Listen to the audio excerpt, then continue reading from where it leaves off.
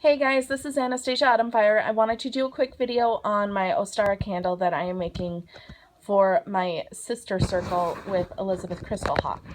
I know Ostara was a couple weeks ago. We were at a pagan convention on Ostara, and then the week after was actually Easter. So we are now finally getting to our sisterhood circle. I made this candle from scratch. Kind of my first. I've done a couple of, I've done a layered candle from scratch. I did my Immol candle, which I never did a video on because it was a work in process or progress. So this is the first one I'm making from scratch that I'm sharing that's freestanding, not in a jar.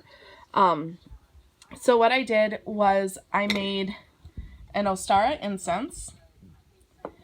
In there, I have all sorts of good things like fennel, roses, lavender, mistletoe, jasmine, all sorts of stuff. Birch, and I believe some pine for new beginnings, and lily.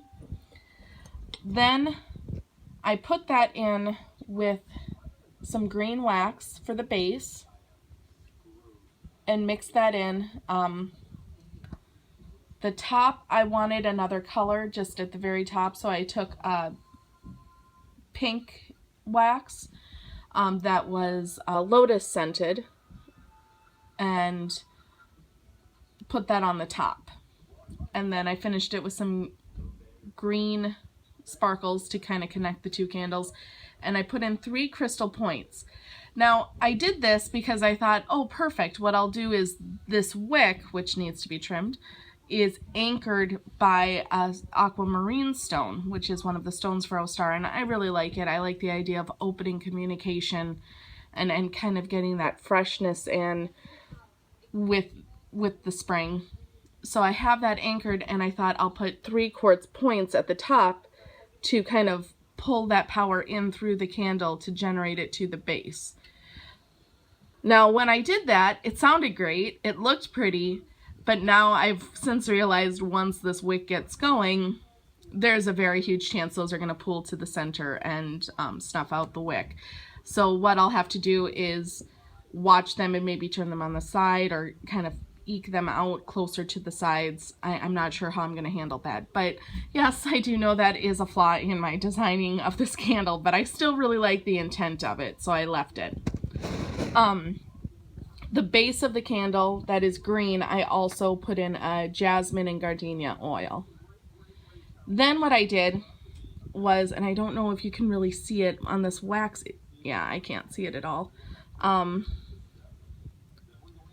I inscribed the Ostara chant or rite, what have you. And then what I did was I burned amber, frankincense, and then some of my Ostara incense last night and reduced it to ash. And then I took that ash and wiped it over the base of the candle. My intent was hopefully to catch some of the inscription words, but that didn't seem to happen. But I like that it kind of muddied the colors a bit because at least here in Minnesota, Ostara gets to be very muddy, it gets to be very dirty at times, but I liked the idea that the base would kind of have this earthy quality, this muddy quality, this kind of, I don't want to say dirtiness, but ruggedness almost, like this very true sense of what spring is here, which is, you know, it is life, it is renewal, it's very tied to the earth. But through that is work, through that is perseverance, through that, you know, you don't just instantly get these beautiful flowers coming up. There is something going on beneath the surface that is working. But then at the top of it is this very pretty pink and sparkly green.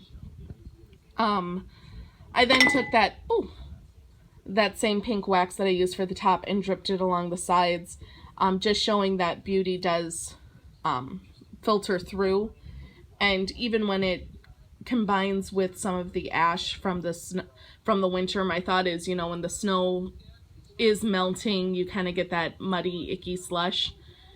but it's still kind of pretty. It's still beautiful, even in the dirt and the soil and such. I think paganism especially recognizes the beauty that's in that. It's not a, oh, but it's dirty. It's still a beautiful thing.